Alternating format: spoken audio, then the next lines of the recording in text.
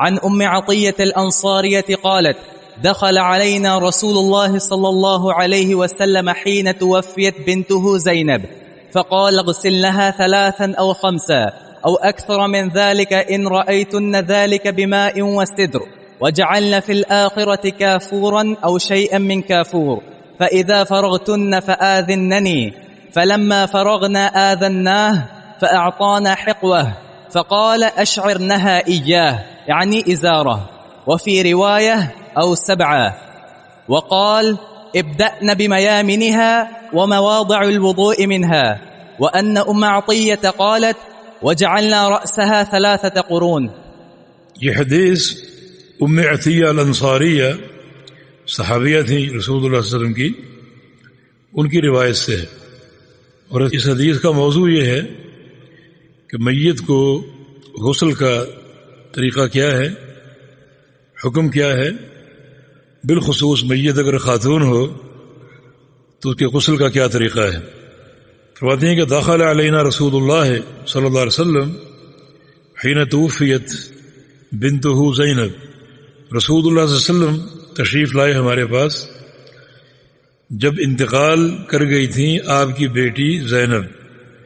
زینب آپ کی سب سے بڑی بیٹی تھیں اور یہ امامہ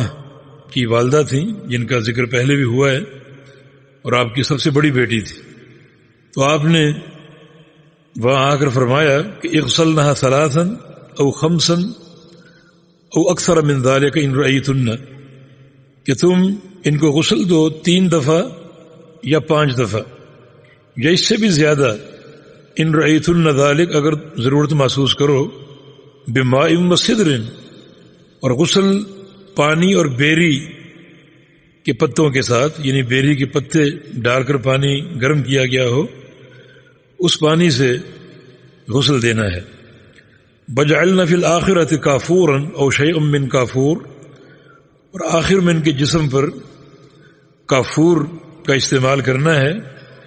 یا کافور قسم کی کوئی بھی چیز خوشبودار۔ فَإِذَا فَرَغْتُنَّ فَآذِنَّنِي، اور جب تم غسل سے فارغ ہو جاؤ تو مجھے خبر دو، مجھے اطلاع دو۔ فلما فرغنا آذناہ،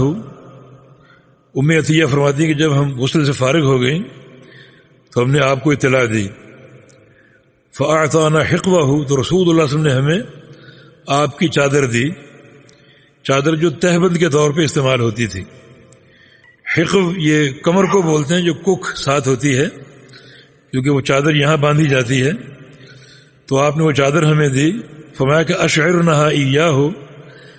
اس چادر سے اس کو ڈھانپ دو،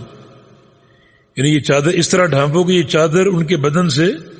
مس ہو رہی ہو، اور باقی جو کفن کے کپڑے وہ اوپر استعمال کرو، لیکن یہ چادر اندر کے لباس کے طور پہ استعمال کرو اور چادر سے ان کو ڈھانپ دو۔ وفی روایت او 7، ایک روایت میں 7 دفعہ غسل دینے کا بھی ذکر ہے۔ وقال، اور یہ بھی فرمایا کہ ابدأن بمیامنہا ومواضع الوضوء منہا، کہ جب تم غسل ان کو دینا شروع کرو تو دائیں طرف سے پہلے شروع کرو اور وضو کے اعضاء سے پہلے شروع کرو۔ وأن ام عطیہ قالت وجعلنا رأسها 3 قرون، ام عطیہ فرماتی ہیں کہ ہم نے زینب کے سر کے بالوں کی 3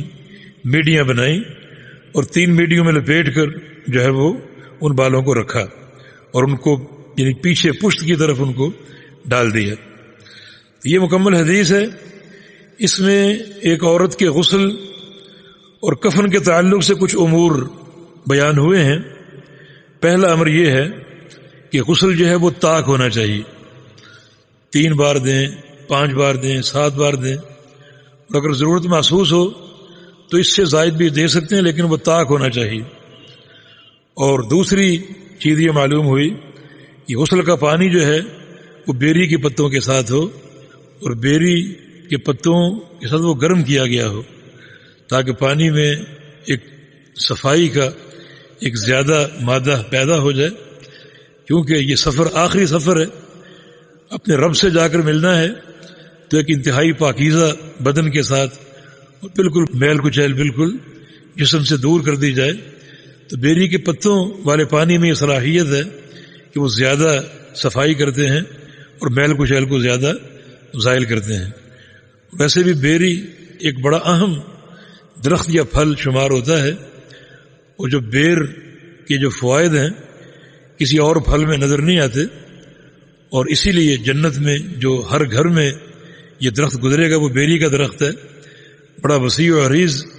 ہر گھر سے یہ گزرے گا، تو اللہ تعالیٰ نے ہر گھر کے لیے بیری کے درخت کا جو ہے وہ انتخاب فرمایا۔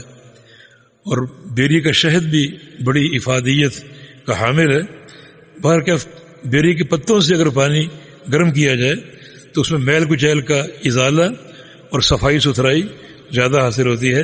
اس لیے آپ نے فرمایا کہ بیری کے پتوں والے پانی سے غسل دو۔ اور تیسری چیز یہ ثابت ہوئی کہ جب غسل دینا شروع کریں گے تو پہلے اعضائے وضو کو دھوئیں گے، ایک طرح کا وضو ہو گیا تاکہ اعضائے وضو کی تکریم ہو، اعضائے وضو کے اکرام کے لیے۔ اور چوتھی چیز یہ کہ جب باقی جسم کو دھوئیں گے تو داہنی سائڈ سے آغاز کریں گے، یعنی پہلے پانی دائیں طرف ڈالیں گے پھر بائیں طرف ڈالیں گے۔ اگر ٹانگوں پر ڈال رہے ہیں تو پہلے دائیں ٹانگ پر پھر بائیں ٹانگ پر، ہاتھوں میں ڈالنا پہلے دائیں ہاتھ پہ پھر بائیں ہاتھ پر۔ اور پانچویں چیز یہ معلوم ہوئی کہ آخری جو غسل ہے وہ کافور کے پانی کے ساتھ، یعنی اگر پانچواں غسل یا ساتواں پانی ڈال رہے ہیں تو اس پانی میں کافور شامل کر لی جائے تاکہ کافور سے بدن خوشبودار ہو جائے اور پاکیزگی میں اور اضافہ ہو جائے۔ اور چھٹی چیز آپ نے یہ فرمائی کہ آپ نے اپنی چادر مبارک انہیں دی کہ میری بیٹی کو اس چادر میں شعار کر دو۔ شعار سے مراد ان کے جسم سے لپیٹ دو، پہلے اس چادر کو لپیٹو پھر بقیہ جو کفن کے کپڑے وہ استعمال کرو تاکہ آپ صلی اللہ علیہ وسلم کی بابرکت چادر ان کے جسم سے مس ہو اور ان کے لیے برکت کا باعث ہو۔ یہ معاملہ صرف رسول اللہ صلی اللہ علیہ وسلم کے ساتھ خاص ہے۔ آپ صلی اللہ علیہ وسلم کے بعد کسی کو کوئی شخصیت کتنی بڑی کیوں نہ ہو اس طرح اپنی چادر بطور برکت کے دینا، اس کا نہ کوئی اختیار ہے نہ کوئی اجازت ہے نہ اس کا کوئی ثبوت ہے، یہ صرف رسول اللہ صلی اللہ علیہ وسلم کے ساتھ خاص ہے۔ اور ساتویں چیز یہ معلوم ہوئی کہ سر کے بالوں کی 3 میڑیاں بنائی جائیں، ایک بالوں کو وسط سے لے کر ان کو لپیٹا جائے اور میڈی بنائی جائے، دوسرا بالوں کو دائیں طرف سے لے کر لپیٹا جائے، تیسرا بائیں طرف سے، اور لپیٹ کر ان کو پیچھے کی طرف جو ہے وہ ڈال دیا جائے۔ تو یہ 3 میڈیوں کے ساتھ، تو یہ 7 مسائل اس حدیث سے معلوم ہوئے۔ ایک مسئلہ اور،